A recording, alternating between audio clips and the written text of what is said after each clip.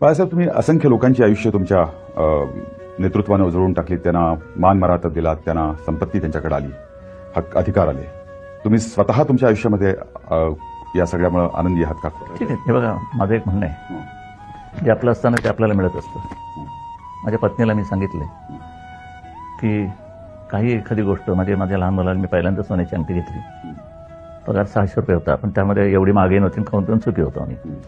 ती वाढदिवसाची अंगठी तो संडासात गेला असताना काढायचा ठेवायचा, काढायची एकदा पडली संडासात, ती गेली वाहून. सोन्याला सोनं विसळ, जाऊ द्या. ही इतकी घाबरी झाली. आता मी काय म्हणेन म्हणजे मी स्वतः आता चिडणार होते. ते म्हटलं काय असं काय दिसतंय, म्हटलं तुला काय झालं म्हणे, असं झालं म्हणे. रागू नका, पण म्हणे बिंदाच्या हातून ती अंगठी संडासात पडली.